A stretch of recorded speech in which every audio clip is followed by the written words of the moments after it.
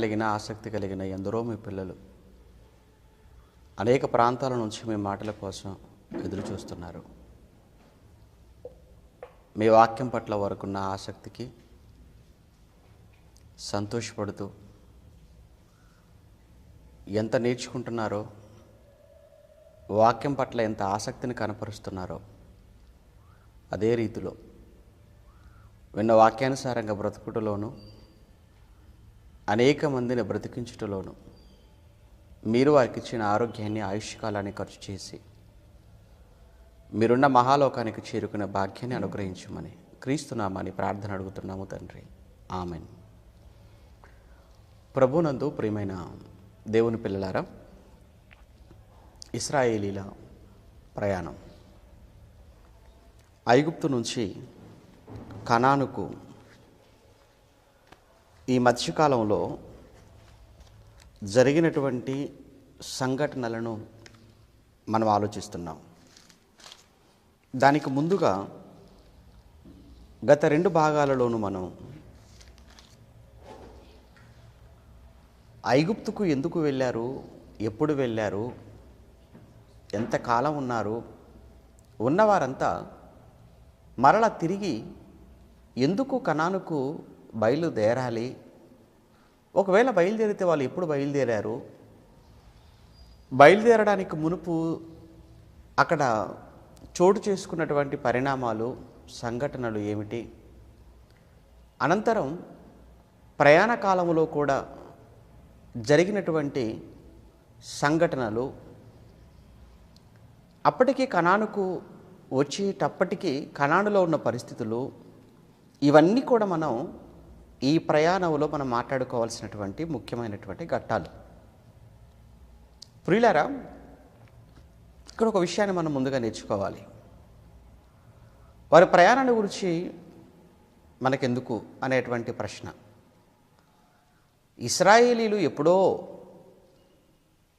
క్రీస్తుకు పూర్వం సుమారు 1400 లేదా 1500 సంవత్సరాల కాలంలో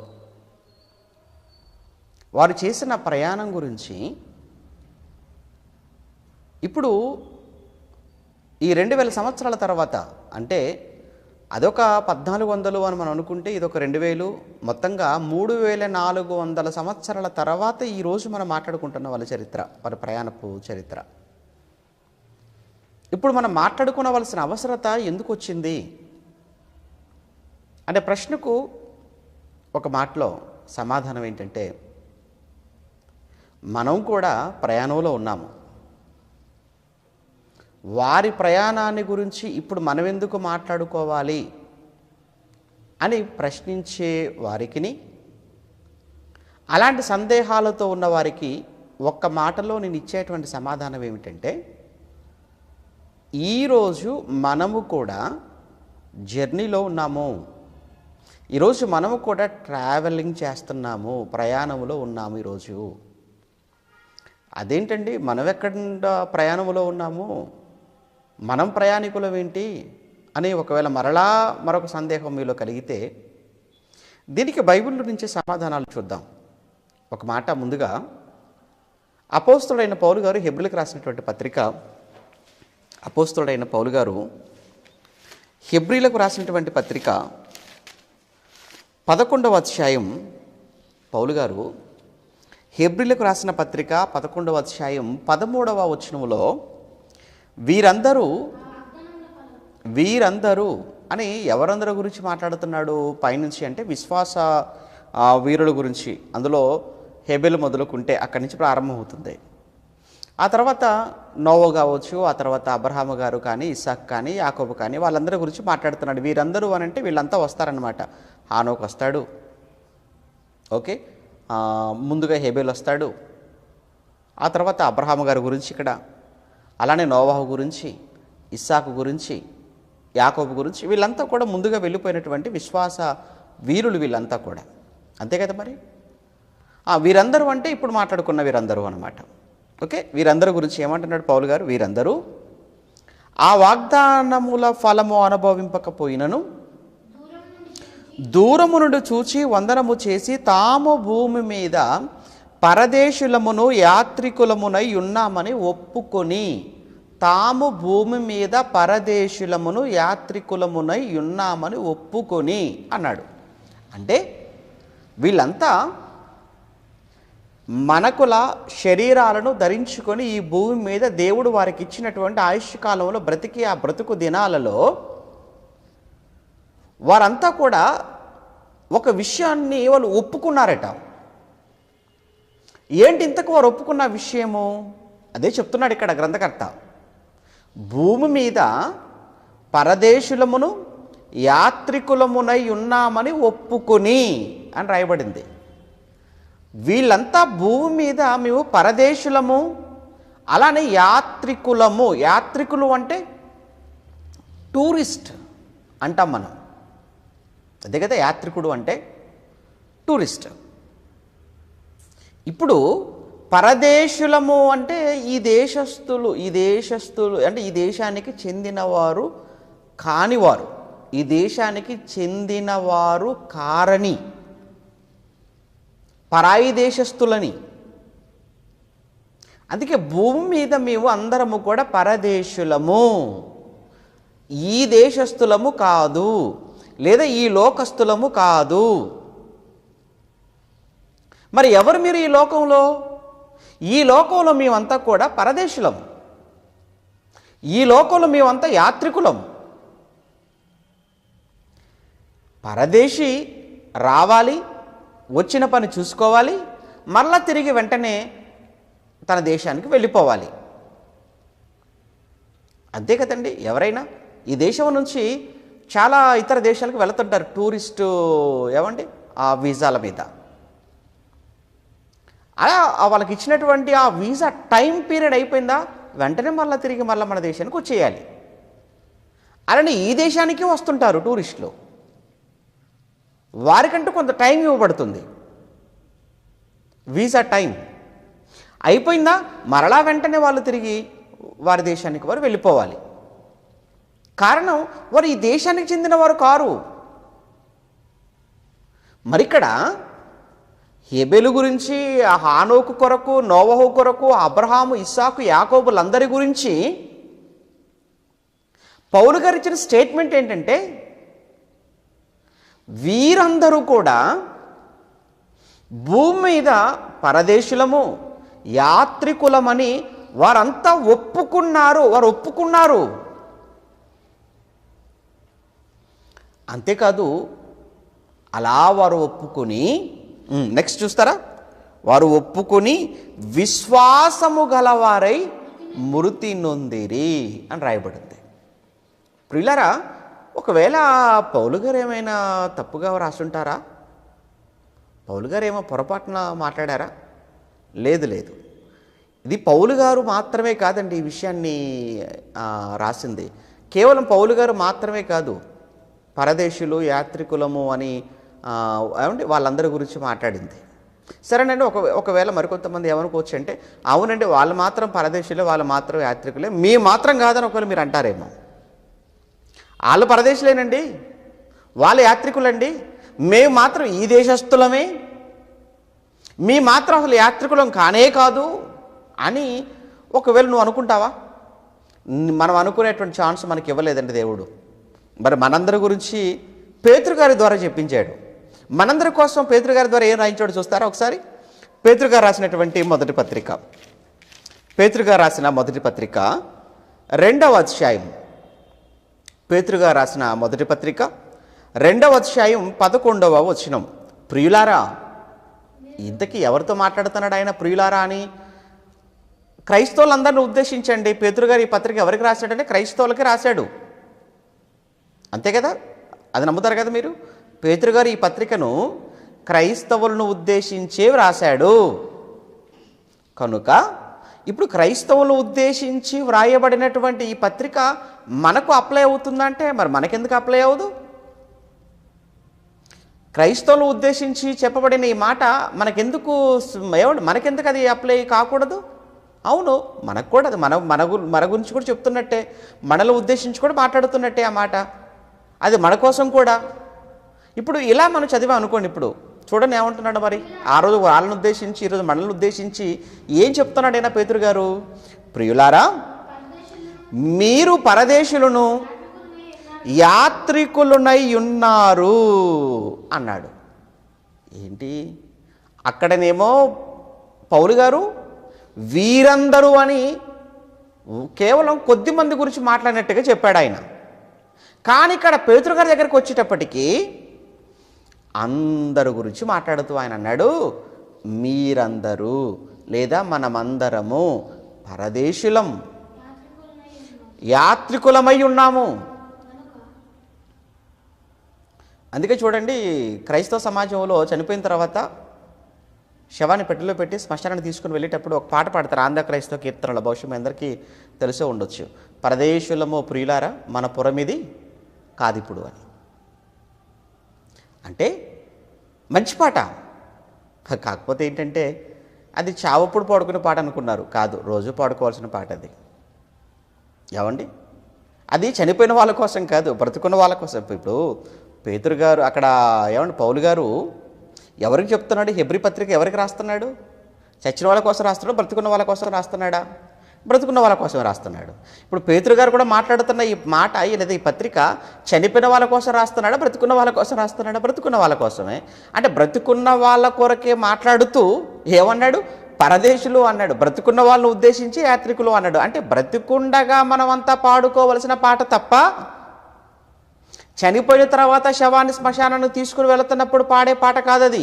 అయినా ఎవరి కోసం పాడుతున్నారు అంటే చనిపోయిన శవం కోసం. ఏంటి శవం ఏమండి వినపడదు? శవం వింటుందా? శవం చూస్తుందా? ఏమని అర్థమవుతుందా? చాలామంది అలానే అనుకున్నారు. కాదండి, మనం ఎప్పుడూ రెగ్యులర్గా మనం పాడుకోవాల్సిన పాట అండి ఇది. ఓకే, అంటే మనమంతా కూడా పరదేశులము, యాత్రికులము.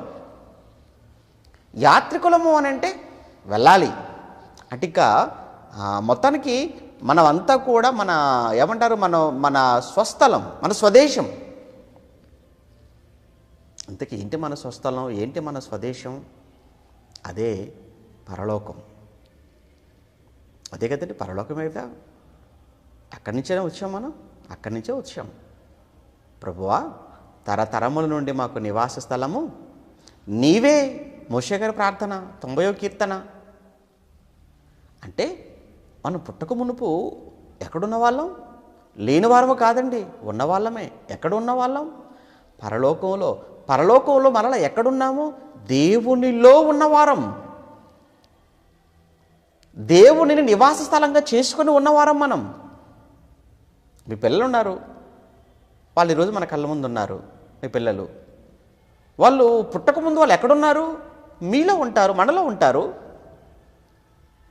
అలానే మనమంతా శరీరాలతో ఈ భూమి మీదకి రాకమునపు మనమంతా కూడా ఒకప్పుడు ఎక్కడ ఉన్నవారము? పరలోకములో దేవునిలో ఉన్నవారము మనమంతా. అక్కడ నుండి ఈ భూమి మీదకి మనమంతా వచ్చాం. అందుకే యేసుక్రీస్తుల వారు మంచి మాట అంటారు. మీ అందరికీ తెలుసు అనుకోండి, హెబ్రీ పత్రిక 10వ అధ్యాయంలో 5వ వచనంలో, హెబ్రీ పత్రిక 10:5లో ఏమండి యేసు ప్రభుల వారి గురించి పౌలు గారు మాట్లాడతారు ఇదే హెబ్రీ పత్రికలో. కాబట్టి ఆయన అంటే యేసుక్రీస్తు ఈ లోకమందు ప్రవేశించినప్పుడు, ఆయన ఈ లోకమందు ప్రవేశించినప్పుడు అన్నాడు. అంటే యేసుక్రీస్తు ఈ లోకములో ప్రవేశించాడు. ఈ లోకములోనికి ప్రవేశించడానికి మునుపు ఏ లోకములో ఉన్నాడు అనగా అదే పరలోకములో ఉన్నాడు. అంటే ఇప్పుడు యేసుక్రీస్తుల వారు కూడా ఈ భూమి మీద బ్రతికిన దినాలలో ఆయన కూడా పరదేశ అవునన్నట్లే కదా. మరి ఆయన కూడా యాత్రికుడా? అవును, మరి ఆయన కూడా యాత్రికుడు. ఆయన యాత్రికుడు. అయితే ఒక యాత్రికుడుగా, ఒక పరదేశిగా, ఒక ప్రత్యేకమైనటువంటి ఒక పని మీద ఆయన వచ్చాడు. ఆ పనిని పూర్తి చేశాడు. అందుకే యోహాను సువార్తలో అంటాడు కదా, తండ్రి 17:4లో, తండ్రి చేయుటకు నీవు నాకు ఇచ్చిన పని ఏదైతే ఉందో ఆ పనినంతటిని నేను సంపూర్ణముగా నెరవేర్చి తిని. నీవు నాకు ఏ పని అప్పగించావు, ఏ పని మీద నువ్వు నన్ను ఈ లోకానికి పంపావు, ఏ పని నిమిత్తము నేను ఇక్కడికి వచ్చానో ఆ పనిని నేను సంపూర్ణముగా నెరవేర్చి భూమి మీద నేను నిన్ను మహిమపరచితిని అన్నాడు. అంటే తను వచ్చినటువంటి పనిని ఆయన పూర్తి చేసుకొని వెళ్ళిపోయాడు. తాను వచ్చిన పనిని పూర్తి చేసుకొని వెళ్ళిపోయాడు. అలానే మనమంతా కూడా మన రాకలో కూడా మనమంతా ఈ భూమి మీదకి ఈ లోకంలో అడుగు పెట్టడంలో కూడా ఒక ప్రత్యేకమైన పని, ఆ పనిని మనమంతా కూడా సంపూర్తి చేసుకొని ఆ పనిని మనం పరిపూర్ణం చేసుకొని మరలా తిరిగి మనం విడిచి వచ్చినటువంటి ఆ పరలోకమైన మహాలోకానికి మరలా మనమంతా వెళ్ళిపోవాలి. అంటే మన జర్నీ కంప్లీట్ అవ్వలేదు, మన ప్రయాణం ఇంకా పూర్తవ్వలేదు, మనం ఇంకా ప్రయాణంలో ఉన్నాము, పనిలో ఉన్నాము, ప్రయాణంలో ఉన్నాము ప్రియులారా. అయితే మనం కూడా ప్రయాణంలో ఉన్నాం కనుక వాళ్ళ ప్రయాణాన్ని గురించి మనం ఇప్పుడు తెలుసుకుంటే కొంచెం మనం కూడా మన ప్రయాణంలో జాగ్రత్త పడాలని దేవుడు రాయించాడు. అయితే ఇక్కడ తేడా ఏంటంటే వాళ్ళ ప్రయాణం భూమి మీద ఒక ప్లేస్ నుంచి మరొక ప్లేస్కి వెళ్ళేది, ఒక దేశం నుంచి మరొక దేశానికి వాళ్ళ ప్రయాణం. కానీ మనది ఈ లోకం నుంచి మరొక లోకానికి ప్రయాణం మనది. వాళ్ళదేముంది, ఐగుప్తు నుంచి కనానుకు వాళ్ళ ప్రయాణం. అదే కదా మనం మాట్లాడుకుంటున్నాం, ఇశ్రాయేలీల ఐగుప్తు నుంచి కనానుకు ప్రయాణం. మరి మనది భూలోకం నుంచి పరలోకానికి మనం వెళ్ళేటువంటి ప్రయాణం మనది. మరి భూమి మీద చేసిన ఆ ప్రయాణం, లేదా భూమి మీద ఇశ్రాయేలులు చేసినటువంటి ప్రయాణము విషయంలోనే దేవుడు ఎంత కఠినంగా ఉన్నాడో వారి విషయంలో అనేది మనకు తెలిస్తే మన విషయంలో కూడా దేవుడు ఇంకెంత కఠినంగా ఉంటాడో అన్న సంగతి మనకు అర్థమవుతుంది. వాళ్ళ ప్రయాణం ఎంతకాలం అండి? వాళ్ళ ప్రయాణం యాక్చువల్గా 40 years. వాళ్ళ ప్రయాణం 40 సంవత్సరాలు. అయితే ఇక్కడ ఈ 40 సంవత్సరాలు ఎందుకు పట్టింది? 40 సంవత్సరాల ప్రయాణమా? 40 సంవత్సరాల ప్రయాణం. పోనీలే, ఈ 40 సంవత్సరాల ప్రయాణం ఎందుకు పట్టింది అనే విషయాలు మనం మనం తెలుసుకుంటాము. అయితే ఈ 40 సంవత్సరాల ప్రయాణంలో జరిగినటువంటి ఒక ఇన్సిడెంట్ మీకు చెప్పాలి. ఈ 40 సంవత్సరాల ఇశ్రాయేలీల ఈ ప్రయాణంలో జరిగినటువంటి ఒక సంఘటన ఏంటంటారా? హెబ్రీ పత్రిక, ఇదే హెబ్రీ పత్రికలో మాట్లాడతాడు పౌలు గారు. అది ఏమంటే వాళ్ళ ప్రయాణం గురించి ఇక్కడే మాట్లాడతాడు. ఒకసారి ఆ మాట చూస్తారా? హెబ్రీ పత్రిక 3వ అధ్యాయం, హెబ్రీ పత్రిక 3వ అధ్యాయం 16 నుంచి. హెబ్రీ పత్రిక 3వ అధ్యాయం 16వ వచనంలో, విని కోపం పుట్టించిన వారెవరు? విని కోపం పుట్టించిన వారెవరు అంటే మాట విని కోపం పుట్టించిన వారు. మాట విని కోపం పుట్టించిన వారు జనరల్గానండి మాట వింటారు, చెయ్యరు. అప్పుడు ఏమవుతుంది చెప్పండి? కోపం. మాట వింటారు చేయొద్దని, కానీ చేయొద్దన్నది చేస్తారు. అప్పుడు చెప్పిన వాళ్ళకి జనరల్గా ఏమొస్తుంది? కోపం వస్తుంది. అది మనసులో పెట్టుకుని ఇప్పుడు ఈ మాట చదవండి. విని కోపం పుట్టించిన వారెవరు? మోషే చేత నడిపింపబడి ఐగుప్తులో నుండి బయలుదేరి వచ్చిన వారందరే కదా. ఐగుప్తులో నుండి బయలుదేరి వచ్చిన వారందరే కదా. ఇంతకీ బయలుదేరి వచ్చిన వారందరూ ఎందరు? ప్రశ్న. బయలుదేరి వచ్చిన వారందరే కదా అన్నాడు. అవునండి, ఇంతకీ బయలుదేరి వచ్చిన వారందరూ ఎందరు? బయలుదేరి వచ్చిన వారంతా ఎందరో ఒకసారి అక్కడికి వెళ్ళొద్దాం. ఎందుకు లెక్క కావాలంటే అక్కడికి వెళ్ళి రావాలి, సంఖ్య తెలియాలంటే అక్కడికి వెళ్ళి రావాలి. అక్కడికి పాత నిబంధనకి వెళ్ళి రావాలి. ఒకసారి వెళ్ళొద్దామా? పాత నిబంధనకి వెళ్ళి మళ్ళీ ఇక్కడికి వచ్చేద్దాం. నిర్గమాకాండం, ఓకే, నిర్గమాకాండం 12వ అధ్యాయం, నిర్గమాకాండం 12వ అధ్యాయం 37వ వచనం. నిర్గమాకాండం 12వ అధ్యాయం 37వ వచనం. నిర్గమాకాండం 12వ అధ్యాయం 37వ వచనం అండి. అప్పుడు ఇశ్రాయేలీలు రామసేసు నుండి సుక్కోతుకు ప్రయాణమైపోయిరి. వారి పిల్లలు కాక వారి పిల్లలు కాక అన్నాడు. అంటే పిల్లలను లెక్కలో తీసుకోలేదు, కేవలం వారి కాల్బలము అని అంటే యోధులు అని రాయబడుతుంది మరొక చోట. ఓకే, కాల్బలం అంటే యోధుల. ఎంతమంది అట? 6 లక్షల వీరులు అన్నాడు. అదే యోధులు, వీరులు. ఎంతమంది? వీరులే 6 లక్షల మంది, వీరులు 6 లక్షల మంది. మరి స్త్రీలు ఎంతమంది ఉండాలి? పిల్లలు ఎంతమంది ఉండాలి? వృద్ధులు ఎంతమంది ఉండాలి? వృద్ధులు కానీ, స్త్రీలు కానీ, పిల్లలు కానీ వీళ్ళంతా కలిపితే కంప్లీట్గా ఓవరాల్గా ఎంత ఉండొచ్చు?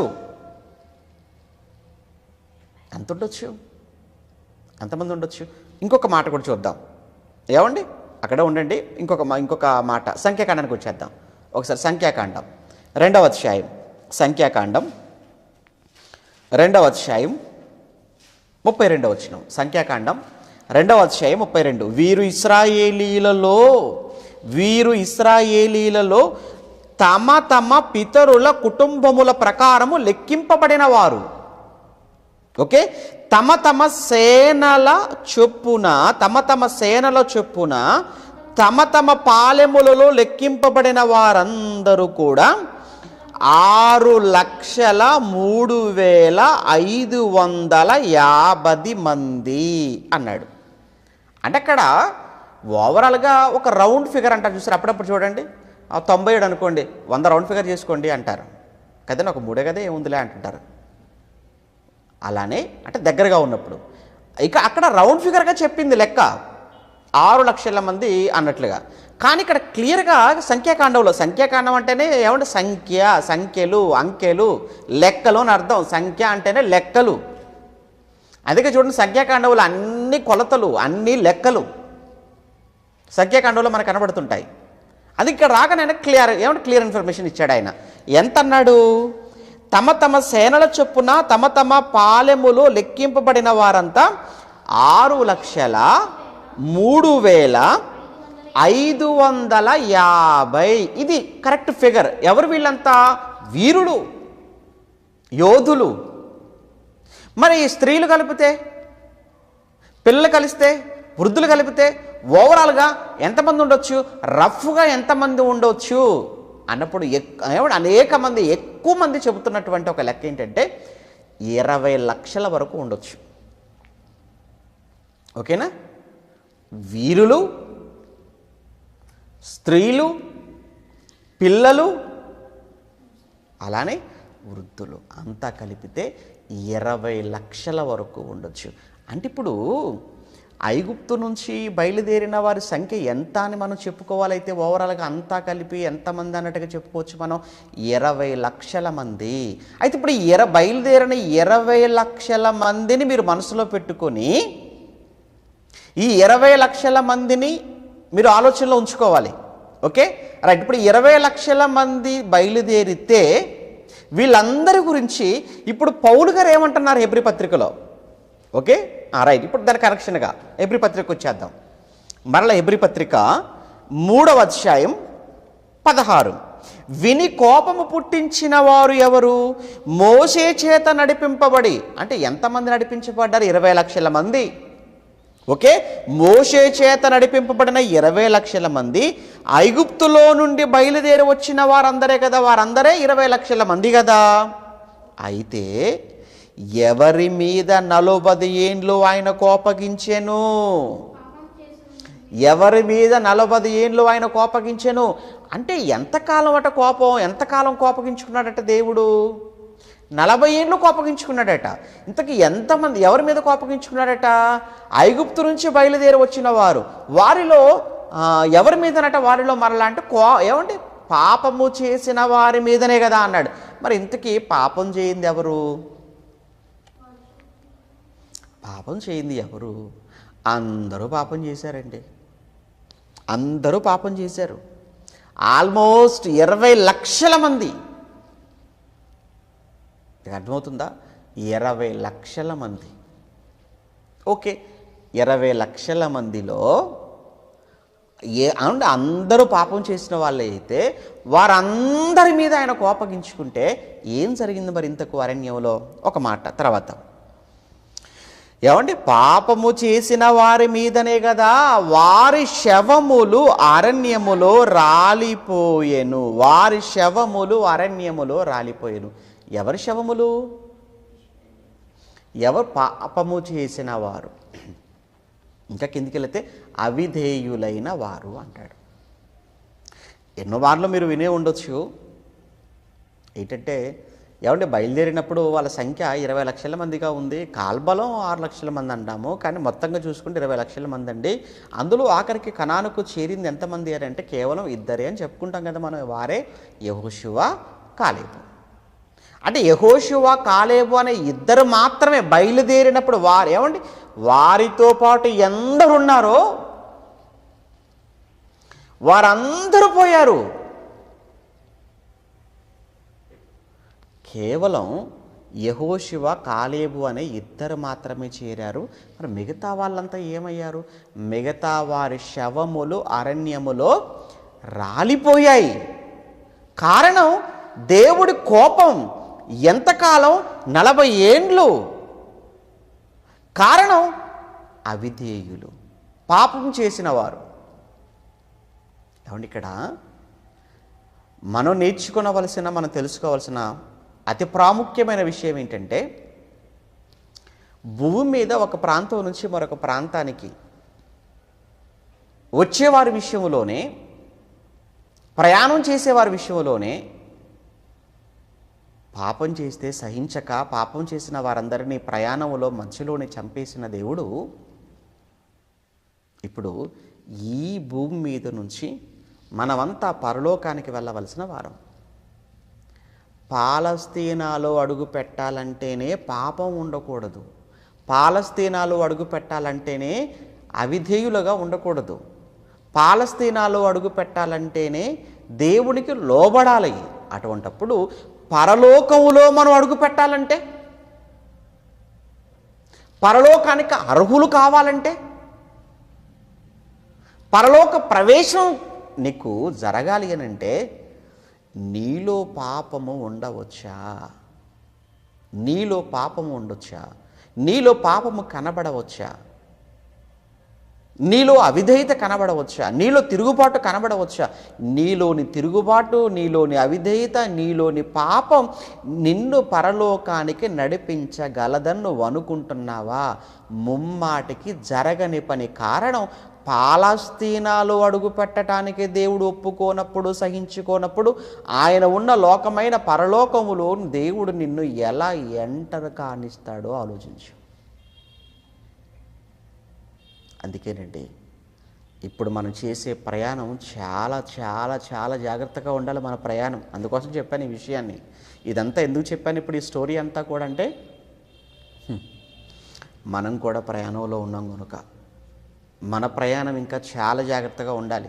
చూసుకోండి ఒకసారి, మీరు ఎలా ఉన్నారో ఏంటో, మీ జర్నీ ఎలా ఉందో ఏంటో తెలియదు కదా, మరి మాకు తెలియదు కనుక మీ ప్రయాణం పరలోకపు ప్రయాణం, వారి ప్రయాణం కనాను ప్రయాణం, మన ప్రయాణం పరలోకానికి మన ప్రయాణం. వారిది 40 ఏండ్లు, మరి మనది ఎంతకాలం మనకు తెలియదండి. అంతే కదండి. 60 ఏళ్ళని మనం అనుకుందాం అనుకోండి, జస్ట్ అలా ఎగ్జాంపుల్గా ఒక 60 ఏళ్ళని మనం అనుకుంటే, ఎవరు నాకు ఆల్రెడీ 40 అంటే మహా అయితే ఇంకొక 20 ఇయర్స్, అలా ఇది గ్యారంటీయా? లేదు. మీ మీ మీ ప్రయాణం ఏంటి చెప్పండి. ఇక ఏమండి మీది ఎప్పుడు ముగుస్తుంది చెప్పలేము. కానీ ప్రయాణం ముగిసేలోపు నీ ప్రవర్తన ఎలా ఉండాలో అన్నది మాత్రం నువ్వు జాగ్రత్తగా చూసుకోవాలి. ప్రయాణంలో ఎంత జాగ్రత్తగా ఉంటామండి. బైక్ మీద వెళ్తున్నా, బస్సు ఎక్కినా, ట్రైన్ ఎక్కినా మన ప్రయాణం ఎంత జాగ్రత్తగా ఉంటాం మనం. అటువంటిప్పుడు పరలోకానికి కూడా మనమంతా పరలోకపు ప్రయాణంలో ఉన్నామనే సంగతి ఎరిగినటువంటి నువ్వు, నేను, మనమంతా మన పరలోక ప్రయాణ విషయంలో కూడా మనం చాలా జాగ్రత్తగా ఉండాలి కదా. అందుకే ఈ ప్రయాణాన్ని గురించి మనం ఇప్పుడు మాట్లాడుకోవాలవలసిన అవసరత ఏర్పడిందండి. అందుకే ఈ ఇశ్రాయేలు ప్రయాణాన్ని మీ ముందుకు తీసుకుని వచ్చాను. Okay, right. ఇక దీన్ని ఇంతటితో మనం ఆపి ఇప్పుడు ఒకసారి మరలా మనం పాత నిబంధనలో ఇశ్రాయేలు ప్రయాణంలోనికి మనం వెళ్ళిపోదాం. ఇప్పుడు అక్కడికి వెళ్దాం. గత రాత్రి మనం నిన్న కాక మొన్నటి దినాన్న ఎంతవరకు మనం మాట్లాడుకున్నాము? మోషే అనేటువంటి వ్యక్తిని దేవుడు మొత్తానికి పుట్టించాడు. అంతటితో మనం ఆపేశాం. ఇక మోషే పుట్టాడు. మోషే పుట్టుక వెనకాల కూడా కుట్రలు జరిగాయి. మోషే పుట్టుక వెనుక ఐగుప్తు రాజు అయినటువంటి ఫరో చేసినటువంటి శాసనాలు, చేసినటువంటి చట్టం కూడా మనం మాట్లాడుకున్నాం కదా గత ఎపిసోడ్లో. ఏంటా చట్టం? హెబ్రీలలో పుట్టిన ప్రతి మగపిల్లవాడిని పురిట్లోని చంపండి అని హెబ్రీ మంత్రసానులకు చెప్పాడు. కానీ వాళ్ళు దేవునికి భయపడిన వారు కనుక ఆ పని చేయలేదు. మరలా వాళ్ళని పిలిచాడు, మీరు ఎందుకు చంపలేదు? అమ్మో అయ్యా, ఆ హెబ్రీ స్త్రీలు ఐగుప్తు స్త్రీల వంటి వారు కారయ్యా, వాళ్ళు చాలా చురుకైన వారు. వాళ్ళు మేము వెళ్ళేసరికి పిల్లలు కనేశారు, అందువల్ల మేము వాళ్ళని చంపలేకపోయాం. సరే మీరు వెళ్ళిపోండి. ఆ తర్వాత ఆజ్ఞ జారీ చేశాడు, హెబ్రీలలో పుట్టిన ప్రతి మగపిల్లవాడిని తీసుకుని వెళ్ళి నదిలో పారవేయండి. అలా ఆ రోజు జరిగిన వధ ఒకసారి మీరు జ్ఞాపకం చేసుకోనండి. ఎక్కడెక్కడ ఏ గోషెన్ అనే ప్రాంతంలోనే కదా ఎక్కువగా వెళ్ళున్నారు. గోషెను అనే ప్రాంతం, ఓకేనా? ఆ గోషెను అనేటువంటి ఆ ప్రాంతం, ఆ ప్రదేశం అంతా కూడా ఇశ్రాయేలీలు లక్షల సంఖ్యలోనికి వెళ్ళిపోయారు వాళ్ళు. ఎందుకంటే అప్పటికి 430 సంవత్సరాలు వెళ్ళిన రోజు, ఆ రోజు యాకోబు గారి కాలం, యాకోబు గారు వెళ్ళిన సమయానికి 70-75 మందిగా ఉన్నవారు 400 సంవత్సరాలు గడిచిపోయాయి కదా అప్పటికి, ఓకేనా? లేదా మనం 300 సంవత్సరాలు చిల్లర అనుకున్నాం మనం, పోనీ 400 కాసేపు అనుకుందాం. అలా ఇన్ని వందల సంవత్సరాలలో సంఖ్య చాలా విస్తరించిపోయింది. అందుకే కదా వారి సంఖ్యను తగ్గించాలని వారిని బాగా విసిగించాడు పనిలో అనుకున్నా. ఎంత విసిగించాడో అంతకంతకు వాళ్ళు విస్తరించారు అని మనం చదువుకుంటాం. అందువల్ల అసహ్యపడ్డారు వారి పట్ల. ఆఖరికి ఇశ్రాయేలీల సంఖ్య విస్తరించటం, అది చూసే ఇలాంటి చట్టాలు చేయటం. ఆ రోజున పుట్టినటువంటి మగబిడ్డలను తల్లి ఒడిలో నుంచి ఎత్తుకొని వెళ్ళిపోతుంటే, లేదా ఇంటిలో నుంచి ఎత్తుకొని వెళ్ళిపోతున్నప్పుడు ఆ ఇశ్రాయేలీల కుటుంబాలలో తల్లి కానీ తండ్రి కానీ పెట్టినటువంటి ఆ రోదన, కన్నీళ్ళు ఒకసారి మీరు ఊహించగలరా? ఎందుకంటే ఇది ఇక్కడ మీరు బాగా ఆలోచించాలి. ఇక నుంచి దేవుడు ఎప్పుడు కూడా అన్యాయం చేసేవాడు కాదు, అన్యాయాన్ని చూస్తూ సహించేవాడు కాదు. మళ్ళీ చెప్తున్నాను, దేవుడు అన్యాయం చేసేవాడు కాదు, అన్యాయాన్ని చూస్తూ సహించేవాడు కూడా కాదు. దేవుడు పుట్టిన మగబిడ్డ తల్లి ఒడిలో పాలు తాగుతుంటే వచ్చి లాక్కొని వెళ్ళి తీసుకుని నదిలో పారవేస్తే ఆ తల్లి గుండె ఏమైపోవాలి? తల్లి మనసు ఎలా ఉంటుంది ఆ సమయంలో? తల్లి ఏడుపు, తండ్రి ఏడుపు, ఇంట్లో ఏడుపు. అంటే ఇశ్రాయేలీల ఇళ్లలో ఏడుపులు, రోదనలు మిన్నంటుతున్నాయి. కారణం ఆ రోజు రాజు చేసినటువంటి ఒక తప్పుడు చట్టం, వివక్షతో చేసిన చట్టం, కుట్రతో చేసిన చట్టం. ఇది గుర్తుంచుకోవాలి మీరు. కానీ ఒక తల్లి మాత్రం తన బిడ్డను ఎలానైనా కాపాడుకోవాలి, ఎలానైనా తప్పించుకోవాలి అని చేసిన ప్రయత్న ఫలితమే మోషే బ్రతకటం. అలా అని తల్లి చేసిన ప్రయత్నమే కాదు, తల్లి చేసిన ప్రయత్నం వెనుక దేవుని యొక్క కాపుదల, దేవుని సంరక్షణ కూడా ఉంది. ఇక్కడ మనమంతా తెలుసుకోవాల్సిన ఒక విషయం ఏంటి చెప్పమంటారా? మనం కూడా ప్రయత్నం చేయాలి. మనం ఏ ప్రయత్నం చేయకుండా దేవుడే ఉన్నాడు, దేవుడే చూసుకుంటాడు, దేవుడే కాపాడుకుంటాడు, మూర్ఖత్వం కాదది. ఇప్పుడంతా కూడా కరోనా సీజన్ నడుస్తుంది కదా, కరోనా సీజన్ నడుస్తుంది.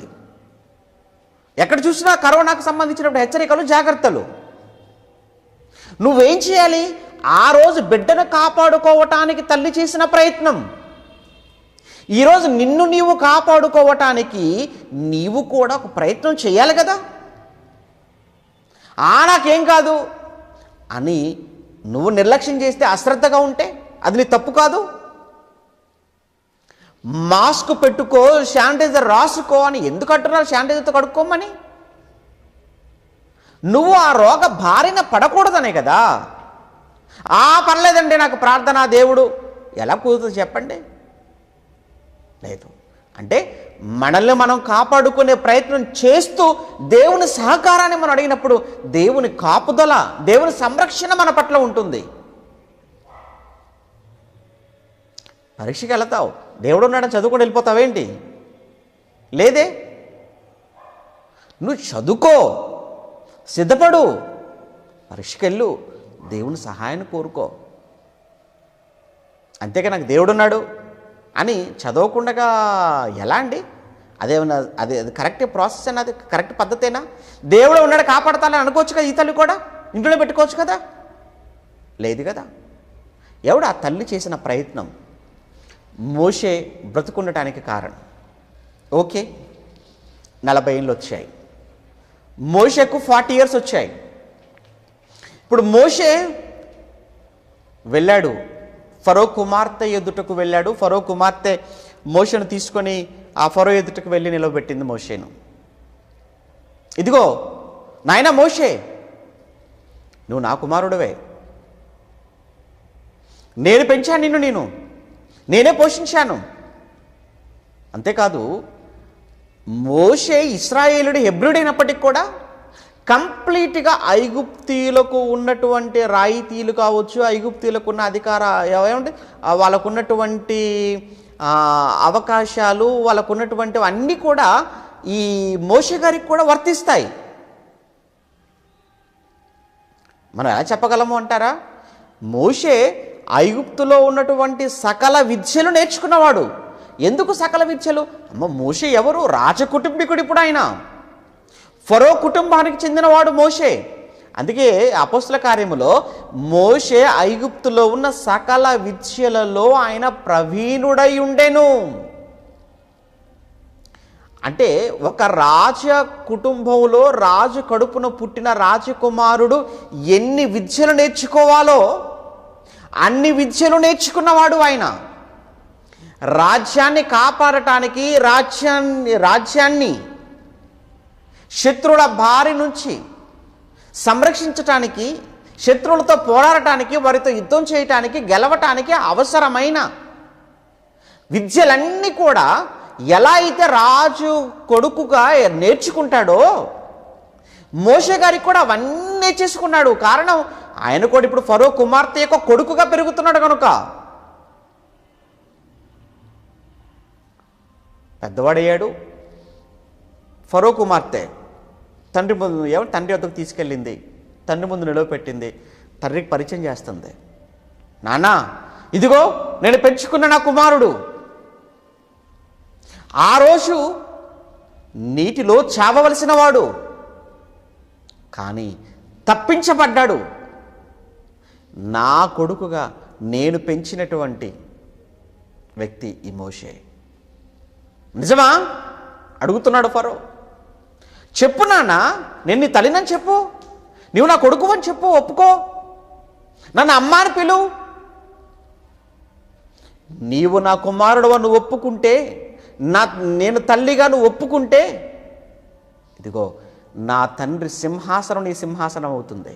నా తండ్రి చేతిలో రాజదండం నీ చేతికి వస్తుంది. ఐగుప్తులోని ధనమంతా నీ పాదాల దగ్గరకు వచ్చి పడిపోతుంది. ఐగుప్తు అధికారం.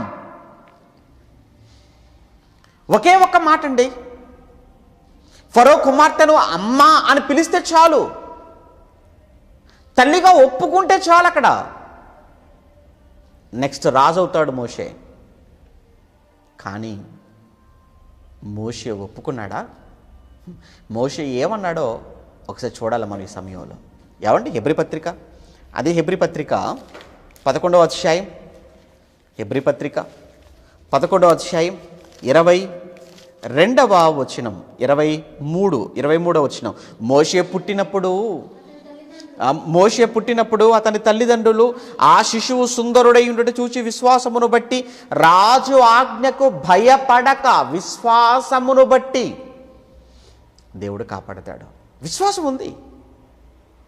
అలా అని పనిచేశారు కదండి. దేవుడు కాపాడతాడు, విశ్వాసం ఉంది. అందుకే ఏమంటే యాకోబు గారు మాట్లాడుతూ విశ్వాసము ఉండాలి, విశ్వాసానికి తగిన క్రియలు కూడా ఉండాలి. క్రియలు లేని విశ్వాసం ఏమైపోతుంది? అది మృతము. ప్రాణము లేని శరీరము ఎలాగో క్రియలు లేని విశ్వాసము కూడా అటువంటిదే.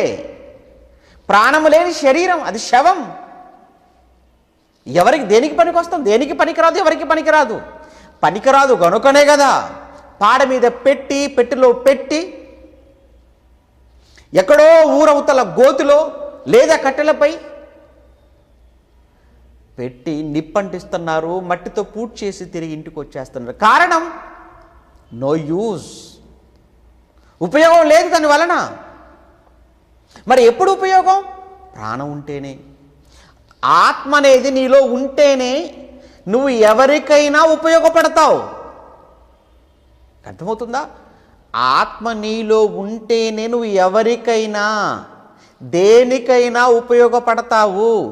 ఆత్మ అనేది నీలో నుంచి ఒక్కసారి వేరైపోయిందా, ఆత్మ నిన్ను విడిచిపెట్టిందా, భార్యకు వద్దు, ఇటు పిల్లలకు వద్దు, తల్లి తండ్రి వారికి వద్దు, ఇక ప్రభుత్వానికి ఏం ఉపయోగపడతావు? ఏమంటే భార్యకు ఉపయోగపడని నువ్వు, పిల్లలకు ఉపయోగపడను నువ్వు, తల్లిదండ్రులకు ఉపయోగపడను నువ్వు, ఇక ప్రభుత్వానికి ఏం ఉపయోగపడతావు? ఒకవేళ ప్రభుత్వ ఉద్యోగం అయితే. లేదండి అని అగ్రిమెంట్ ఇచ్చాడండి అంటే పోయి తీసుకెళ్ళి కూర్చోబెడతాడండి, శవాన్ని తీసుకుని వెళ్ళి కుర్చీలో. బాండ్ రాయించుకున్నామండి, 20 ఏళ్ళు చేస్తానన్నాడండి, కానీ ముందుగానే పోయాడండి. అయితే ఏం చేస్తాం ఇప్పుడు? తీసుకెళ్ళి కూర్చోబెట్టి మరి శవాన్ని. నో, లేదిక.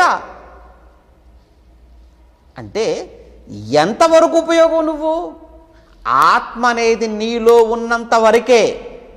అందుకే ప్రభు అంటాడు కదా, యోహాను సువార్త 6:63, ఆత్మయే జీవింప చేయుచున్నది, శరీరము కేవలము నిష్ప్రయోజనం. జీవింప చేసేది ఆత్మ, శరీరమా అది నిష్ప్రయోజనమైనది. ఎప్పుడు నిష్ప్రయోజనమైనది శరీరము? ఆత్మ ఉన్నప్పుడు కాదండో. ఈ ఆత్మ ఉన్నప్పుడు అందరికీ కావాలి. ఆత్మ ఉన్నప్పుడు అందరికీ కావాలి. ఎంత విచిత్రం అండి! నిజంగా మానవ జీవితం ఎంత విచిత్రం చూడండి. ఆత్మ అనేది నీ దేహంలో ఉన్నప్పుడు అందరికీ కావాలి. భార్య కావాలి, భర్త కావాలి, పిల్లలకు కావాలి, తల్లి కావాలి, తండ్రి కావాలి, స్నేహితులకు కావాలి, బంధువులకు కావాలి, ప్రభుత్వానికి కావాలి, అందరికీ కావాలి. నువ్వు ఆత్మ నీలో ఉన్నంత వరకు. ఒక్కసారి ఆత్మ నీ దేహాన్ని విడిచిద్దా, వీరిలో ఏ ఒక్కరికి వద్దు. అందరూ మాట్లాడే మాట ఇంకెప్పుడు తీసుకెళ్తారండి? తొందరగా అదేదో చేసేస్తే మేము వెళ్ళిపోతాం. బాబ్బా ఎంత తేడా అండి. అదేదో త్వరగా చేసేస్తే ఏంటి త్వరగా చేయాలి? అదేనండి సమాధి. ఎందుకు? ట్రైన్ టైం అయిపోతుందండి, బస్ టైం అయిపోతుందండి, ఫ్లైట్ టైం అయిపోతుందండి. త్వరగా చేసేస్తే ఏమండి ఆ మట్టేది ఇప్పుడు మట్టేది వేసి వెళ్ళిపోతాం కదా. అబ్బబ్బబ్బబ్బబ్బా, ఇది జీవితం నీది, ఇది నీ బ్రతుకు.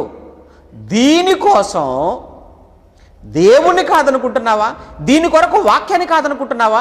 దీనికోసం యేసును విడిచిపెట్టేస్తావా? దీని కొరకు సహవాసానికి దూరం అయిపోతావా? దీనికోసం బంధాలను తెంచేసుకుంటున్నారండి ఈరోజు. ఇదే నా జీవితం, ఇదే ఆఖరికి మిగిలేది. ఏంటి ఆఖరికి మిగిలేది?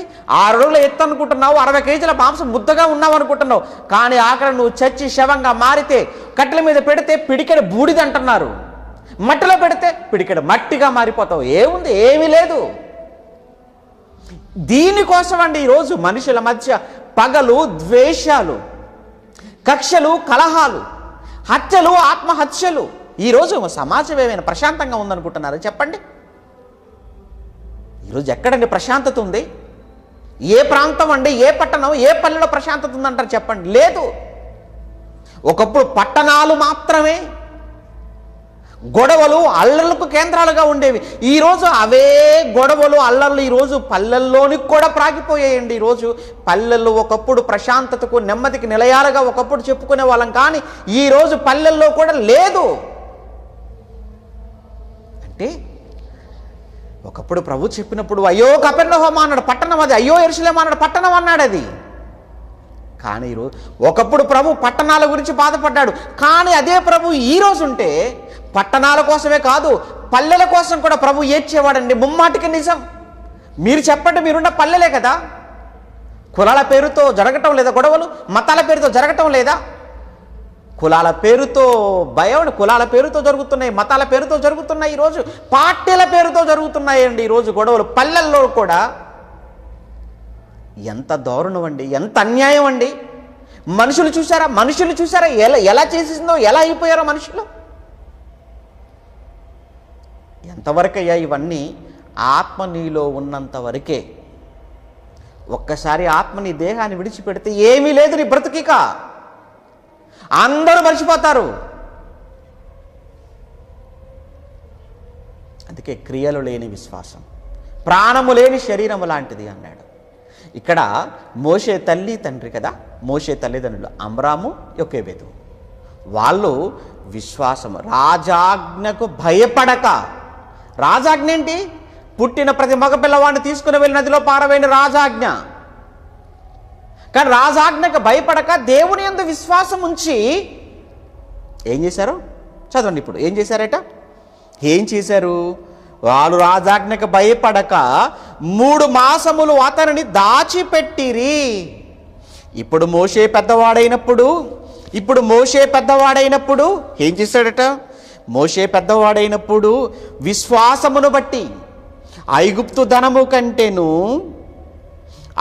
ధనము కంటేను క్రీస్తు విషయమైన నింద గొప్ప భాగ్యమని ఎంచుకొని అల్పకాలము పాప భోగము అనుభవించుట కంటే. అల్పకాలం ఎంతయ్యా? అల్పకాలం ఏంటి? మోషే గారి కాలం అల్పకాలమా? అప్పటికే 40 years అయిపోయాయండి. అప్పటికి 40 years. ఏమండి? మహా అయితే ఇంకా ఎంతకాలం బ్రతుకుతాను? మహా అయితే ఇంకొక 40 బ్రతుకుతానా? 80? పోనీ ఇంకా మహా అయితే అప్పటికండి. యాక్చువల్గా మోషే గారు ఎంతకాలం బ్రతికాడో తెలుసు కదండి, 120 సంవత్సరాలు అటండి. కానీ ఏంటో 120 సంవత్సరాలు బ్రతికినా కానీ ఆయనకు కంటి అని ఎముకలలో సత్తువ తగ్గలేదని రాయబడుతుంది. అలానే కన్ను దృష్టిలో కూడా లోపం లేదట. అంటే 120 సంవత్సరాలు అయినప్పటికీ కూడా కళ్ళు సరిగానే కనబడుతున్నాయట, ఎముకల్లో సత్తువ కూడా తగ్గలేదటండి. ఏం బాడీ అండి మోషే గారిది. ఈరోజు మనం ఉన్నాం, మన పిల్లలు ఉన్నారు. 10 ఏళ్ళకే 2 కళ్ళకు మళ్ళీ 2 కళ్ళద్దాలు. ఏంటి 10 సంవత్సరాలకే? ఏంటి 10 సంవత్సరాలకే పిల్లలకు కళ్ళద్దాలు వచ్చేస్తున్నాయి ఏంటి? 20 ఏళ్ళకు కళ్ళద్దాలు వచ్చేస్తున్నాయి ఏంటి? హాస్పిటల్ చుట్టూ తిరుగుతున్నారేంటి? రోగాల బారిన పడిపోతున్నావేంటి? ఏంటండి ఈరోజు మనం సంపాదించే సంపాదనలో అధిక భాగం ఎక్కడికి వెళ్ళిపోతున్నాయంటే మనకు తెలియకుండానే అధిక భాగం మన ఆరోగ్యాలు బాగు చేసుకోవటానికి హాస్పిటళ్లకు టెస్టులకు వీటికే కదండి అయిపోతున్నాయి. ఏంటోనండి కాలం, మనుషులు అంత కలుషితం అయిపోయింది కదండి, అంతా కూడా కల్తీ అయిపోయింది కదా. అన్నీ కల్తీలేండి. మొట్టమొదట మనిషి ఎప్పుడు కల్తీ అయిపోయాడో ఆటోమేటిక్గా అన్నీ కల్తీ అయిపోతాయి. మీకు అర్థమవుతుందా? నీళ్లు కల్తీ, పాలు కల్తీ, నూనె కల్తీ, పప్పు కల్తీ, ఉప్పు అన్నీ ఎందుకు కల్తీ అయిపోయాయి? అసలు ఎవరు కల్తీ కాకూడదు ఆడు కల్తీ అయిపోయాడు. ఎవరు? మనిషి. ఇవన్నీ చేసేది ఎవరు? మనిషే కదా. దేవుడిచ్చినప్పుడు అన్నీ బాగానే ఉంటాయి. నిజంగా ఆ పొదుగు, అది ఒక గేదె కావచ్చు, ఆవు కావచ్చు, ఆ పొదుగులో ఉన్నంత వరకు పాలు ఎలా ఉంటాయి? చిక్కగా ఉంటాయి, స్వచ్ఛంగా ఉంటాయి. మరి ఎప్పుడు కల్తీ అవుతాయి? పాత్రలోనికి వచ్చి అక్కడి నుంచి మన ఇంటిలోనికి వెళ్ళిన తర్వాత వెంటనే కల్తీ జరిగిపోతుంది అక్కడే కదా. పొదుగులో ఉన్నంత వరకు కల్తీ ఉండదు. మన చేతిలో పడ్డ తర్వాతనండి ఏదైనా కల్తీ జరగాలంటే కల్తీ నెంబర్ 1 ఎవరు? మనిషి. కల్తీ నెంబర్ 1. అందుకేనండి అన్ని రోగాలు, అందుకేనండి ఈ మందులు, అందుకేనండి ఈ మందుల కంపెనీలు, అందుకేనండి హాస్పిటల్ చూసారా పుట్టగొడుగులా పుట్టుకొచ్చేస్తున్నాయి హాస్పిటల్లో. ఒకప్పుడు ఊరికి ఒక డాక్టర్ ఉంటే గొప్ప, ఇప్పుడు ఊరికి 10 మంది డాక్టర్లు. మీకు తెలియదేమో చెప్పండి మీ పల్లెల్లో. ఊరికి ఒక డాక్టర్ ఉంటే ఎక్కువ. ఆ ఊరిలో కూడా డాక్టర్ లేక పక్క ఊరికో పక్క పల్లె పట్టణానికో హడావుడిగా తీసుకెళ్లే వాళ్ళు ఒకప్పుడు. కానీ ఇప్పుడు ఇంకా రాబోయే రోజుల్లో ఇంటికి ఒక డాక్టర్ పుట్టిన ఆశ్చర్యం లేదు. ఎందుకంటే ఏమండి ఎందుకు ఈ బాధలు, ఈ తలపోట్లు, ఈ ఏమండి అన్ని డబ్బులు, ఏమండి మన ఇంట్లోనే ఒక డాక్టర్ అయిపోద్ది కదా భవిష్యత్తులో. అలా ఉంటుందేమో. ఏమంటానండి, మోషే గారి గురించి చదువుతున్నప్పుడు చాలా ఆశ్చర్యం వేస్తుంది. ఎందుకంటే ఇటు 120 ఏండ్ల బ్రతికాడు. అలా బ్రతికి 120 ఏళ్ళు బ్రతికినా కంట్లో చూపు తగ్గలేదట, బాడీలో ఏమాత్రం కూడా సత్తువ తగ్గలేదట. అంతే కదా, 120 వరకు అరణ్యంలో నడిచాడు. మనమా ఇంట్లోనే నడవలేము సరిగ్గా. ఏమండి మరి నడవగలరా చెప్పండి? 120 ఏండి ఏమండి 50-60 ఏళ్ళకే మోకాల నొప్పులు, కీళ్ళ నొప్పులు, ఎన్నో ప్రాబ్లమ్స్ బాడీలో. నడవలేం కదండి మనం ఎక్కువ దూరం. 120 ఏళ్ళు వచ్చినా కానీ ఎడారిలో, అడవిలో, ఏమండి ఆ గుట్టల మధ్య ఎలాంటి మహానుభావుడు కర్ర పట్టుకొని నడిచాడు. 120 సంవత్సరాల వయసులో వాళ్ళందరినీ నాయకుడిగా నడిపించుకుంటూ వెళ్ళటం అని అంటే ఏమండి ఇది మామూలు విషయం కాదండి, అది చాలా గొప్ప సంగతి అండి. ఓకే, చూద్దాం మరి ఏమన్నాడు ఆయన. ఏమంటున్నాడు? 40 సంవత్సరాలు జరుగుతుంది. ఇది ఎప్పుడుది? ఇది 40వ సంవత్సరంలో జరుగుతున్నటువంటి స్టోరీ ఇది. మీకు అర్థమవుతుందా? మోషే జీవితంలో 40 ఇయర్స్ అప్పటికి. ఎప్పుడు? ఫరో ఎదుట నిలవబడినప్పుడు, ఫరో కుమార్తె ఎదుట. ఓకే, అప్పుడు ఆయన అంటున్నాడు అల్పకాలము, పాపభోగము. ఇంతకీ ఏంటి?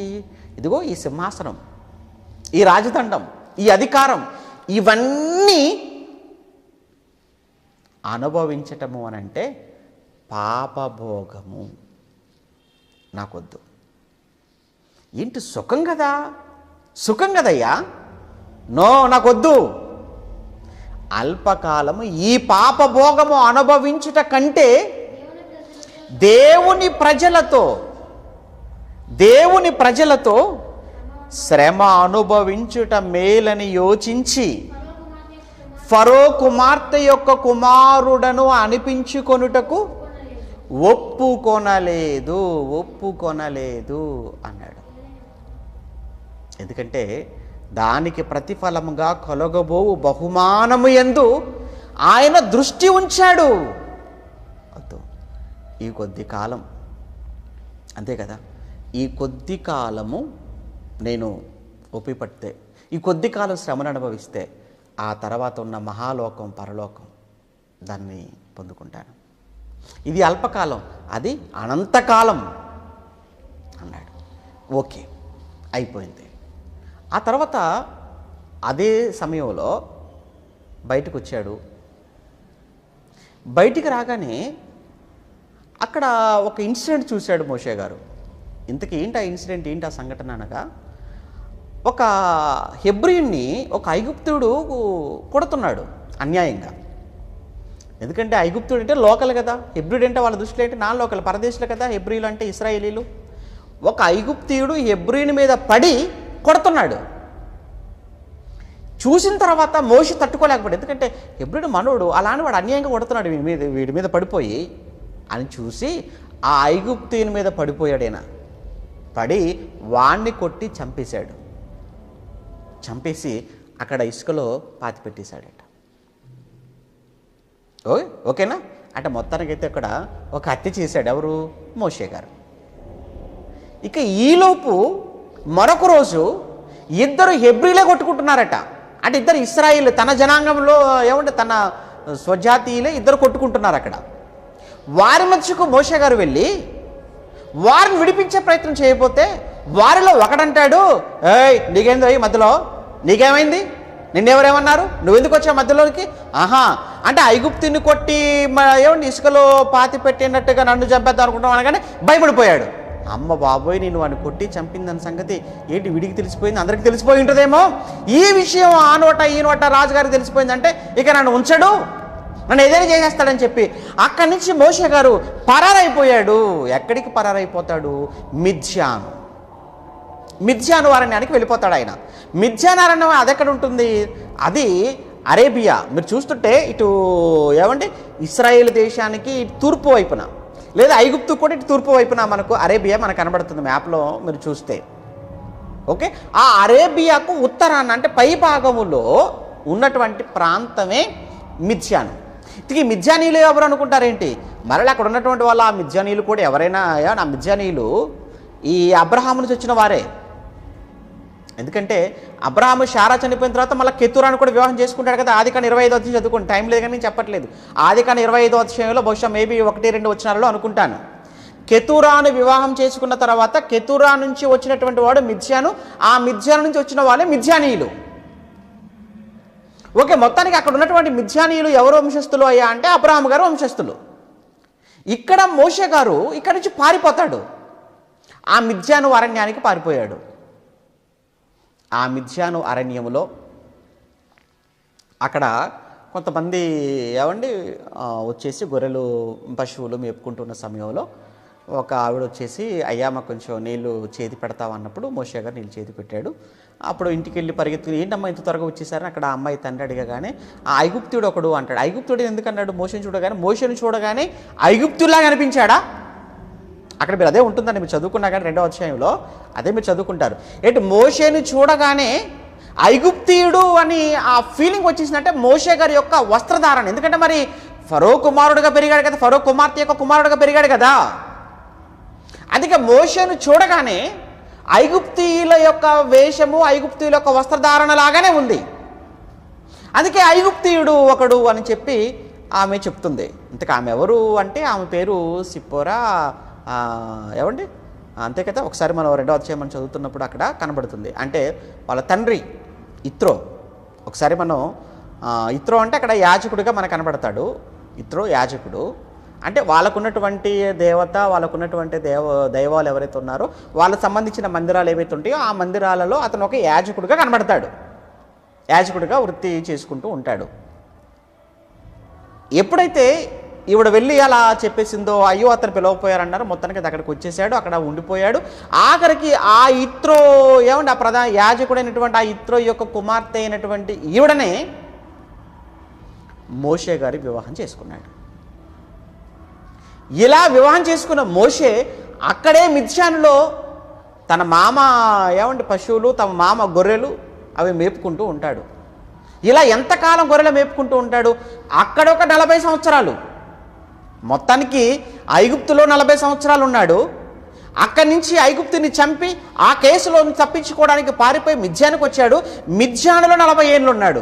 మొత్తం ఇప్పుడు మోషే గారికి ఎంత వయసు? 80 ఇయర్స్ అండి. 80 ఇయర్స్. ఈ 80వ సంవత్సరంలో అప్పటికి మోషే గారికి పిల్లలు అంతా కూడా. ఓకే, ఇప్పుడు ఆయన ఒకరోజు గొర్రెలు తీసుకొని అలానే ఆ సీనాయి పర్వతం దగ్గరికి వెళ్ళాడు. ఆ సీనాయి పర్వతం దగ్గర, ఆ సీనాయి పర్వతమే హోరేబు పర్వతము. హోరేబు పర్వతమే దేవుని పర్వతము అని కూడా రాయబడుతుంది. దేవుని పర్వతము, సీనాయి పర్వతము, హోరేబు. ఇలా అక్కడికి వెళ్ళి గొర్రెలు మేపుకుంటూ ఉంటాడు. అక్కడే ప్రత్యక్షత, దేవుని ప్రత్యక్షత. ఒక పొదలో దేవుడు ప్రత్యక్షం అవ్వడం అనేది జరిగింది. అయితే పొద కాలిపోతూ ఉంది.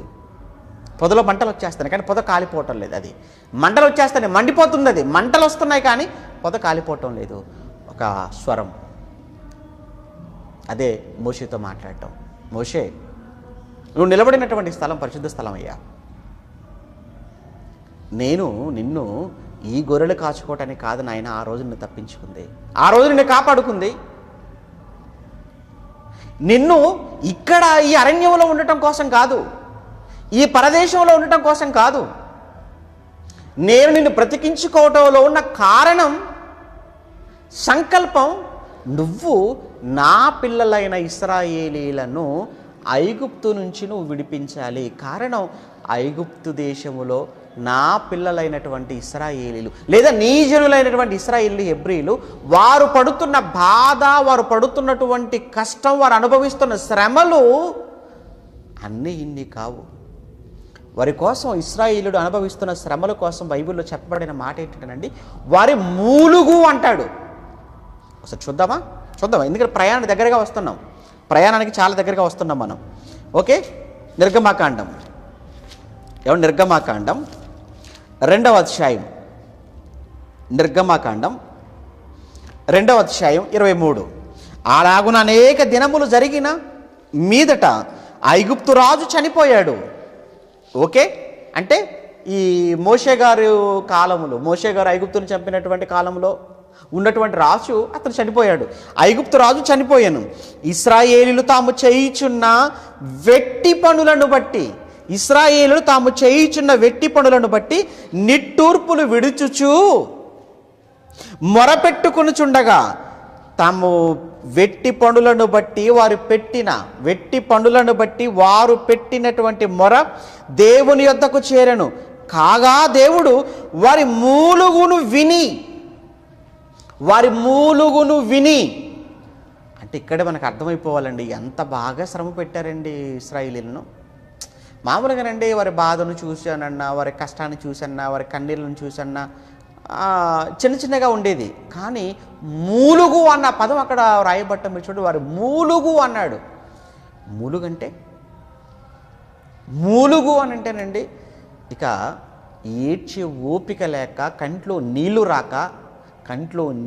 రాక ఏడ్చే ఓపిక లేక, ఆ తర్వాత ఫైనల్గా వచ్చేటువంటి ఆ బాధ మూలుగు రూపంలో వస్తుందండి. అంటే ఇక ఏమంటారంటే దుఃఖంలో ఫైనల్ స్టేజ్ అనమాట. అది దుఃఖంలో ఫైనల్ స్టేజ్, ఏడుపులో అది ఇక చివరిది అనమాట. ఇక అది మూలుగు అంటే ఇశ్రాయేలును అంత బాధ పెట్టాడా, అంత బాధ పెట్టేశారండి వాళ్ళు. అప్పుడు దేవుడు విన్నాడు. ఏమండి ఆ సమయంలో వాళ్ళు దేవునికి మొరపెట్టుకున్నారు, ఆ సమయంలో వాళ్ళు దేవునికి మొరపెట్టారు. వెంటనే దేవుడు కూడా యాక్షన్లోనికి దిగాడు. వెంటనే దేవుడు కూడా అబ్రహాముకు, ఇస్సాకుకు, యాకోబుకు ఇచ్చిన మాట దేవుడు కూడా జ్ఞాపకం చేసుకున్నాడు. ఇంతకీ వాళ్ళకి ఇచ్చిన మాట ఏంటి? దేవుడు వారికి ఇచ్చిన మాట ఏంటి? అబ్రహాం గారికి ఇచ్చిన మాట ఏంటి మీరు చూస్తారా? ఇక్కడ వారు జ్ఞాపకం చేసుకున్న మాట మనం చదువుకున్నాం కదా. ఏమండి అక్కడ మీరు చూస్తుంటే, కాగా దేవుడు 24లో, కాగా దేవుడు వారి మూలుగును విని అబ్రహాము, ఇస్సాకు, యాకోబులతో తాను చేసిన నిబంధనను జ్ఞాపకము చేసుకొని దేవుడు ఇశ్రాయేలును చూచెను. దేవుడు వారి ఎంత లక్ష్యం ఉంచాను. ఇంతకీ ఏంటా నిబంధన? అబ్రహాముతో దేవుడు చేసిన నిబంధన అది తెలియాలి మనకు. రైట్, చూద్దాం. ఏమన్నా ఆదికాండం 15వ అధ్యాయం, ఆదికాండం 15వ అధ్యాయం 13వ వచనం. ఆదికాండం 15వ అధ్యాయం 13వ వచనంలో దేవుడు అంటున్నాడు అబ్రహాముతో, నీ సంతతి వారు తమది కాని పరదేశమందు, అంటే తమదేంటి? కనాను. తమది కాని దేశం అంటే ఏంటి? ఐగుప్తు.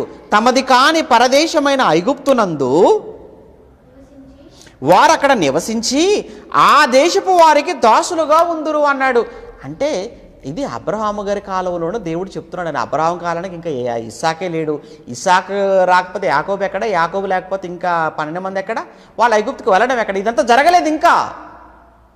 కానీ ఇస్సాకు పుట్టక మునిపే, ఇంకా యాకోబు రాక మునిపే, ఇశ్రాయేలు రాక మునిపే వారి జీవితంలో లేదా ఇశ్రాయేలీలలో జరగబోయేటువంటి కార్యాన్ని దేవుడు ముందుగా చెప్పడాన్ని బట్టి చూస్తుంటే నిజంగానండి బైబిలు భవిష్యవాణి కాదా? బైబిల్ భవిష్యత్తు గ్రంథం కాదా? అవునని చెప్పాలి. ఎందుకు? అబ్రహాముతో చెప్పేటప్పటికి అసలు ఇస్సాకే లేడు. యాకోబు ఎక్కడా? 12 మంది ఎక్కడా? యోసేపు ఐగుప్తుకు వెళ్ళటం ఎప్పుడు? కరువు రావటం ఎప్పుడు? ఇదంతా కూడా ఎప్పుడండి? ఇదంతా కూడా ఏమండి ఇప్పుడు ఇస్సాకు బ్రతికిన కాలం, ఆ తర్వాత యాకోబు బ్రతికిన కాలం, ఇదంతా చూస్తుంటే సుమారు కొన్ని 100 సంవత్సరాలే కదా. అంతే కదండి. ఇస్సాకు 100 అనుకుందాం కాసేపు, యాకోబుకు 100 అనుకుందాం, 200. ఆ తర్వాత యోసేపు గారి కాలం వరకు కూడా వాళ్ళు బాగానే ఉన్నారు, ఒక 300. వాళ్ళు ఎందుకంటే వాళ్ళు అప్పుడు పరదేశంలోకి వెళ్ళారు తప్ప బానిసలు కాలేదు కదా. యోసేపు గారు ఉన్న కాలంలో బానిసలు కాదు కదా, తర్వాత బానిసలు అయ్యారు వాళ్ళు. అంటే కొన్ని 100 సంవత్సరాల తర్వాత జరగబోయేటువంటి సంగతిని దేవుడు ముందుగా అబ్రహాముతో చెప్పడం, అబ్రహాముతో చెప్పిందే చక్కగా ఆ తర్వాత క్రమంగా జరగటం మనం చూస్తుంటే దేవుడు ఎంత ఖచ్చితమైన వాడో, ఏమంటే బైబిల్లో రాయబడిన మాటలు ఎంత యథార్థమైనవో అన్న సంగతి మీకు అర్థం కావాలి. చూడండి ఇప్పుడు అక్కడ ఏమంటున్నాడు, వీరు ఎవరికి దాసులగుదురో వారు 400 ఏళ్ళు, 14 వారు అక్కడికి వెళ్ళిన తర్వాత 400 ఏండ్లు వీరిని శ్రమ పెట్టుదురు.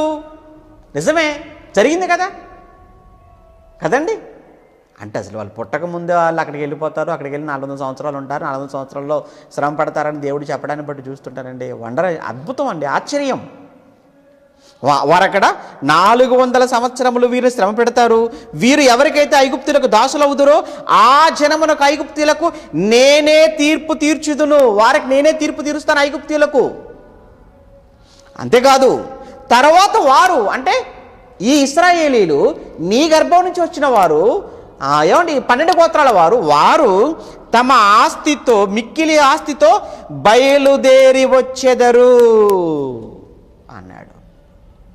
అంటే ఎప్పుడో అబ్రహాముకు మాట ఇచ్చాడు నాయన, అబ్రహాము 400 సంవత్సరాల వారు అక్కడ ఉంటారయ్యా, 400 సంవత్సరాల వారు శ్రమ పెడతారు, ఆ తర్వాత నేను వారిని శ్రమ పెట్టిన వారు ఎవరైతే ఉన్నారో వారికి ఐగుప్తులకు నేనే తీర్పు తీరుస్తాను, నేను వారికి తీర్పు తీర్చిన అనంతరం అక్కడ నుంచి వారు ఇశ్రాయేలీలు మిక్కిలి ఆస్తితో బయలుదేరతారు అన్నాడు.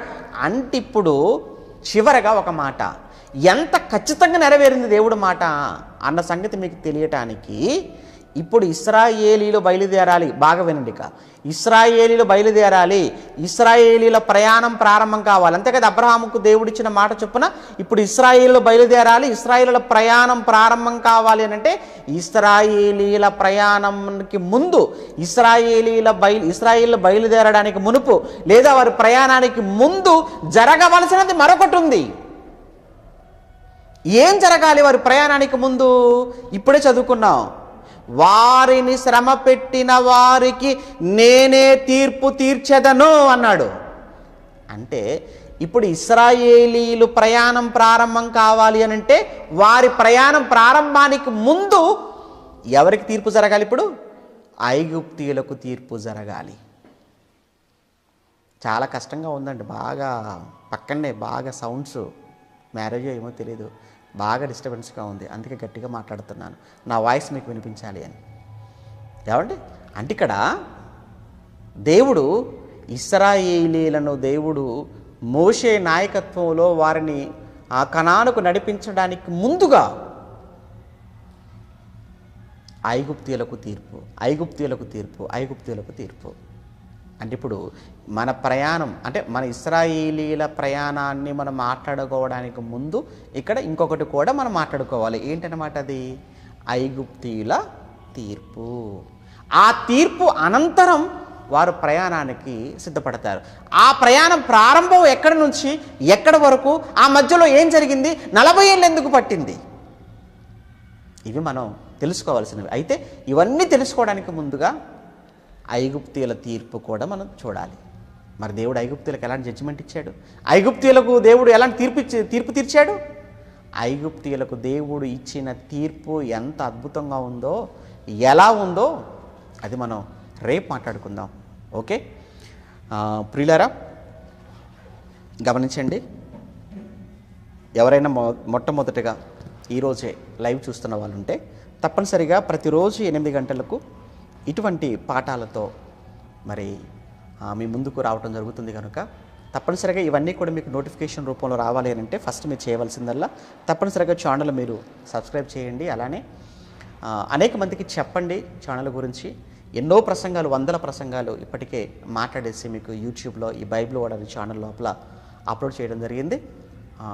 ఇక ప్రతిరోజు కూడా చెప్పినటువంటి పాఠం పైన కూడా మీకు ఎంతవరకు అవగాహన అయింది ఈ పాఠం అనే విషయం మేము తెలుసుకోవటం కొరకని చెప్పి ప్రతిరోజు ఉదయం 9 గంటలకు కొన్ని ఇందులో నుంచి 10 ప్రశ్నలు అడగడం జరుగుతుంది. ఇప్పటికీ చాలామంది 40 ఎగ్జామ్స్ ఇప్పటికే జరిగిపోయాయి. 40 రోజులుగా ఎగ్జామ్స్ రాస్తూనే ఉన్నారు. చాలా సంతోషం, పార్టిసిపేట్ చేస్తున్న వాళ్ళందరూ. మీరు కూడా ఒకవేళ ఈ చెప్పిన పాఠంపై నుంచి మీరు ఎగ్జామ్ రాయాలనుకుంటే మీకు స్క్రీన్ మీద చూపించేటువంటి నెంబర్లకు మీరు మీ వివరాలు అంటే మీ పేరు, మీ ఊరు వారికి చెప్తే వారు మిమ్మల్ని గ్రూప్లో యాడ్ చేస్తారు. బైబిల్ వరల్డ్ అనేటువంటి వాట్సాప్ గ్రూప్లో ఉన్న వారికి మాత్రమే మరి ఎగ్జామ్ లేదా ఈ ప్రశ్నలు అనేవి పంపడం జరుగుతుంది. గంటలో చూడకుండా ఈ పాఠాన్ని మీరు జ్ఞాపకం చేసుకొని ఆ ప్రశ్నలకు మీరు సమాధానాలు వారికి పంపించాలి. ఓకే, మరి ఇప్పటివరకు జరిగినటువంటి ఎగ్జామ్స్ లేదా నిన్న మొన్న జరిగినటువంటి ఎగ్జామ్స్ సంబంధించినటువంటి ఆ రిజల్ట్ నేను అనౌన్స్ చేస్తున్నాను. దయచేసి అందరూ కూడా జాగ్రత్తగా గమనించవలసిందిగా కోరుతున్నాను. ఓకే ప్రియులారా, మరి నిన్న జరిగినటువంటి ఎగ్జామ్ నెంబర్ 30. ఏమంటే 3 పంపించారు, 3 చదవాలా ఇప్పుడే? ఏమంటే 38వ ఎగ్జామ్ ముందుగా 38 ఎగ్జామ్ నెంబర్ 38 అండి ఇది. ఇశ్రాయేలీల ప్రయాణపు చరిత్ర మొదటి భాగం. ఓకే, ఈ మొదటి భాగంలో చూద్దాం. మరి ఇందులో 10కి 10 సరైనటువంటి సమాధానాలు పంపించిన వారి పేర్లు చదువుతున్నాను, గమనించండి. Peddiraju Rajahmundry, Sujatha Rajahmundry, Nagaraju Bhimavaram, Maggie Eluru, Mounika Kakinada, Keerthana Eluru, Akanksha Kanigiri, Revathi Singarayapalem, Suresh Ramachandrapuram, Rosaiah Guntur, Akshay Guntur, Madhu Guntur, Siddhu Guntur, Amrutha Venkatesh Prakasam, Muthu Telladevarapalli, Sirisha Kothapatnam, Srinivas Chirukuvada, Anusha Vangipuram, Koti Khammam, Bhagya Karnataka, Soujanya Khammam, Shanthakumar Karnataka, Kishore Khammam, Nagendramma Dhone, Lakshmi Ramireddy Khammam, Rahil Khammam, Sairam Paleru, Abhignashali Khammam, Ruth Ballari. Okay, వీళ్ళేనా? ఓకే, వీళ్ళు 10కి 10 అండి. మిగతా వాళ్ళ పేర్లు అక్కడ స్క్రీన్ మీద డిస్ప్లే అవుతున్నాయి, చూడండి.